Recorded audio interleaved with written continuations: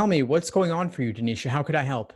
I've been taking 6 practice tests. I decided to take it, but I don't think that I'm gonna be ready. If I don't keep going at the rate I am, I don't think I'm gonna be ready for the next LSAT. I just been taking a practice test every day. Well, that's a lot.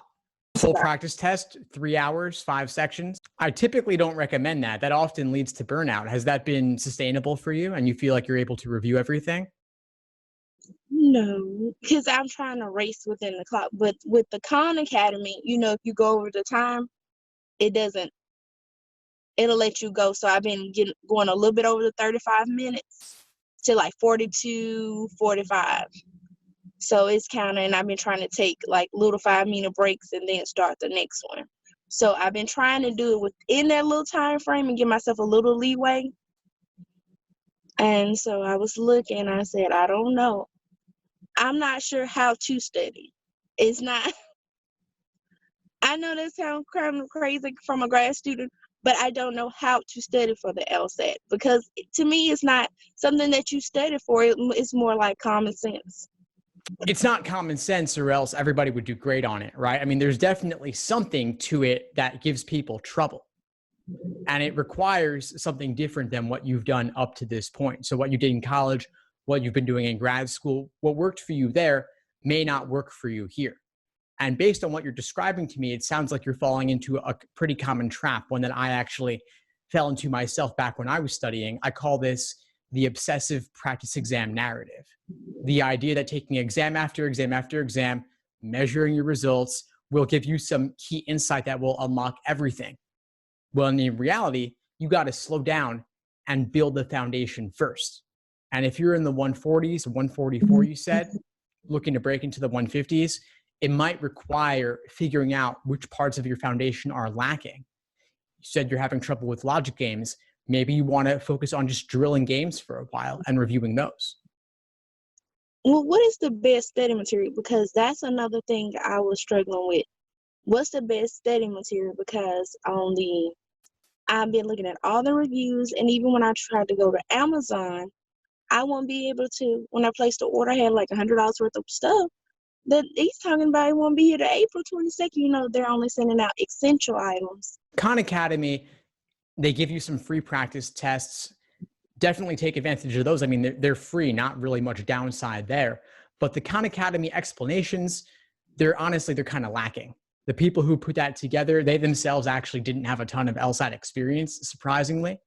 So I think LSAT should have had some third party vet those maybe, but I wouldn't use that for explanations just because it's free. As for other resources, yeah, I mean, it's hard to get physical stuff in the mail these days because, as you said, essential items only. So I would focus on digital online stuff. The good news is that there's more available online for free and for low cost than ever before. And through my resources, the LSAT blog, the LSAT Unplugged YouTube channel and podcast, I've put together more information than you could possibly work through, much of it for free. I've got logic games video explanations for free. I've got guides, cheat sheets, checklists, explanations, full video courses. And so that could be a good starting point. Use the YouTube channel, use the podcast, read the blog. And then if you're looking for more, consider some of the low-cost materials. And you said you're not sure how to go about studying. I've got detailed day-by-day study plans laying out exactly what to be doing every single day over the course of your prep. And most of them are only $20. That gives you a roadmap for what to be working on between now and June. I know it's possible, but when you first start out, it just looked like a little cloudy. That's where I'm at. So hopefully, while I go into your I just started seeing you pop up in the last few days. And when I seen it, I was like, well, maybe if I sit down and somebody else can kind of talk me through it. So I check it out and then do this. You have the 2-month plan or? Yeah, I've got a 2-month plan, a 3-month plan, a 5-month plan for all different time periods. But the bottom line is you've got to build the foundation first before you start doing all this timed work and timed exams. Otherwise, you're just measuring yourself, but you're not really learning from your mistakes and you're not focusing on the weak areas. So you got to start by focusing on the weak areas. And then after you do an exam, occasionally, only occasionally do an exam, then review it in depth before moving on to the next one. And so the study plans will break down for you exactly what to be working on. So you don't just fall into that trap of, well, there's 100 exams, I'm just going to work through them in order, which is what a lot of people do. I know. I'm just taking it in because I'm honestly like I know I know it may sound crazy, but I'm like I want to take the LSAT. I think I would be awesome, and God keep opening up opportunities for me to go. I'm like, so I'm just like, oh my God, I just need some guidance. That's all it is I needed some extra guidance. So I'm gonna go and check it out, and hopefully, I'm gonna say it. I'm gonna claim it. I'll be able to do well, and that they don't reschedule it. Hopefully. Let's hope. Well, you've got your plan of attack. Reach out if you have any questions at all about that, using either the free week-by-week plans or the detailed day-by-day plans. Keep posting in the Facebook group. I'm really happy to help however I can with that, with your journey as you move forward. All right. So, Ken, if you don't mind me asking, I know you probably have a lot of testimonials. I have somebody that was in a similar situation than I was. That's my cousin. Sure. Ran by. He just ran by. So, yes. So, have you seen someone in a similar situation with me in this amount of a time crunch? Yeah, and honestly, 2 months isn't that much of a time crunch. That's actually a lot of time if you use it the right way. If you want to see other stories from students who've been through the process, I've got LSAT diaries on my website, LSAT blog, where students actually write in chronicling their LSAT prep journeys. And I've also got over 100 LSAT coaching videos like this on the YouTube channel and on the podcast. You can actually hear my conversations with other students going through the same process, and you're seeing the insights they gain along the way. But I mean, I think you know what you've got to do though. It's just about changing your approach a little bit so that you really are working smarter, not harder on this.